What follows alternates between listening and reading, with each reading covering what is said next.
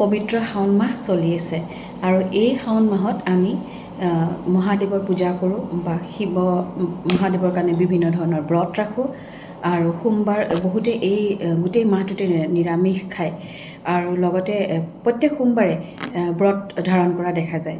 বিশেষকৈ এই পবিত্ৰ শাওণ মাহটো মহাদেৱৰ নামত সমৰ্পিত। আজি ক'ব বিচাৰিছোঁ মহাদেৱৰ প্ৰিয় বেলপাত আৰু এই বেলপাত কেনেদৰে ব্যৱহাৰ কৰি কি কামৰ কাৰণে কেনেদৰে ব্যৱহাৰ কৰি মহাদেৱৰ আমি কৃপা লাভ কৰিব পাৰোঁ।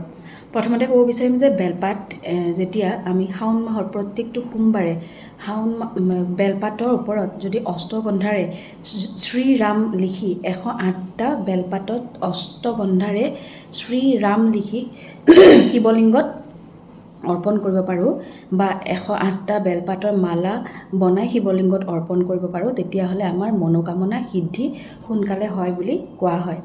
দ্বিতীয়তে বেলগছৰ তলত চাকি জ্বলালে পুণ্য লাভ হয়। গতিকে আগৰ ঘৰবোৰ নহয়, গাঁৱতে হওক বা ইয়াতেই হওক, আগতে গাঁৱৰ ঘৰবোৰত দেখিছিলোঁ সন্মুখৰ এডাল বেলগছ থাকে আৰু তাত সন্ধিয়া সন্ধিয়া চাকি জ্বলোৱাই হয়।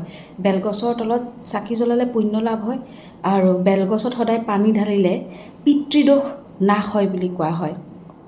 আৰু ঘৰৰ যদি দেখিছে যে ঘৰৰ যদি উত্তৰ পশ্চিম দিশত বেলগছ আছে, তেতিয়াহ'লে বেলগছৰ ঘৰত থকা সেই অৱস্থানত থকা বেলগছে সেইখন ঘৰলৈ যশ আৰু সমৃদ্ধি কঢ়িয়াই আনে বুলি কোৱা হয় আৰু বিভিন্ন ধৰণৰ বাস্তু দোষো নাইকিয়া হয়।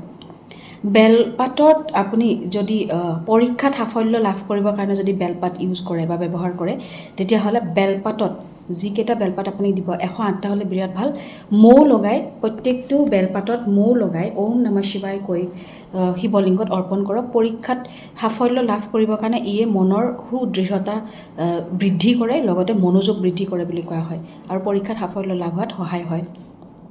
বেলপাতত চন্দনৰ প্ৰলেপ, মানে চন্দনটো আপুনি উঠাইও লগাব পাৰে বা গুড়ি চন্দন আজিকালি কিনিব পায়, সেয়াও যদি পানীৰ লগত মিক্স কৰি এটা প্ৰলেপ বনাই বেলপাতত সেই প্ৰলেপটো দি পেলাই সেয়া বেলপাত আপুনি শিৱলিংগত অৰ্পণ কৰে, তেতিয়াহ'লে আধ্যাত্মিক উন্নতি লাভ হয় আৰু মনৰ আন্তৰিক শান্তি লাভ হয়। আৰু যিসকল লোক স্পিৰিচুৱেলিটিত জড়িত, যিসকল লোকে আধ্যাত্মিকতাৰ লগত জড়িত, তেওঁলোকে এইভাৱে চন্দনৰ প্ৰলেপ দি পেলাই যদি বেলপাত শিৱলিংগত অৰ্পণ কৰে, তেতিয়াহ'লে এই দিশত তেওঁলোকৰ উন্নতি লাভ হ'ব। বহু ঠাইত বেলপাতৰ অভাৱ হ'ব পাৰে, গতিকে বেলপাতৰ অভাৱৰ ফলত বেলপাত সদায় ৰূপৰ বেলপাতো আপুনি দান কৰিব পাৰে বা শিৱলিংগত ৰূপৰ বেলপাতো আপুনি দিব পাৰে।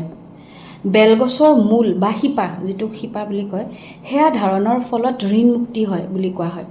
মানে ধাৰ আছে যদি বেলপাতৰ মূল পিন্ধিব পাৰে আৰু ধন সম্পত্তি লাভ হয় বুলি কোৱা হয়, কাৰণ বেলপাতৰ মূল মা লক্ষ্মীৰ প্ৰিয় বুলি কোৱা হয় আৰু সেয়া ধাৰণৰ ফলত ধন সম্পত্তি লাভ হয়।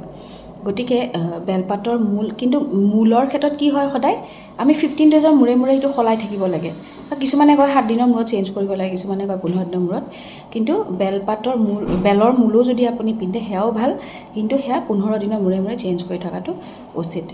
আৰু বহুত ক্ষেত্ৰত কোৱা হয় যে সোমবাৰে বেলপাত ছিঙিব নালাগে, যিহেতু সোমবাৰটো মহাদেৱৰ বাৰ বুলি কোৱা হয় আৰু সোমবাৰ খুব বেছি পবিত্ৰ হয় আৰু সেইকাৰণে সেই দিনটোতে বেলপাত নিছিঙি তাৰ আগদিনা মানে দেওবাৰে বেলপাত ছিঙি থৈ পিছদিনাখন অৰ্পণ কৰিব পাৰে। এইকেইটা হ'ল। আৰু বেলপাত ছিঙোতে সদায় এটা মন্ত্ৰ কৈ দিব বিচাৰিম যে মহাদেৱৰ বেলপাত ছিঙোতে সেই মন্ত্ৰ ফাঁকি যদি কোনোবাই গাব পাৰে, তেতিয়াহ'লে কোৱা হয় যে মহাদেৱৰ অসীম কৃপা লাভ হয়। মন্ত্ৰটো হ'ল, মই চশমা পিন্ধি ল'ব লাগিব, মই লিখি থৈছিলোঁ, অমৃতোদ্ভৱ শ্ৰীবৃক্ষ মহাদেৱ প্ৰিয় সদা গৃহামি তব পত্ৰাণি শিৱ পূজাৰ্থ মাদৰাত। প্ৰয়োজন হ'লে মই এইটো ডেছক্ৰিপশ্যনত বা তলত লিখি দিম যদি বিচাৰে। যদি আপোনালোকে বেলপাত নিজে ছিঙি আনিছে, দোকানৰ পৰা কিনা নাই, তেতিয়াহ'লে ফিউচাৰত কেতিয়াবা এই মন্ত্ৰটো মন্ত্ৰটোৰে বেলগছজোপাক প্ৰণাম কৰি তাৰ পৰা বেলপত্ৰ ছিঙি আনি তাৰপিছত মহাদেৱক অৰ্পণ কৰক। কোৱা হয় যে এনেভাৱে দিলে মহাদেৱৰ অসীম কৃপা লাভ কৰিব পাৰি।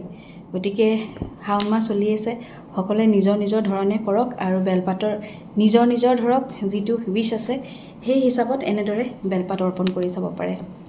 ধন্যবাদ।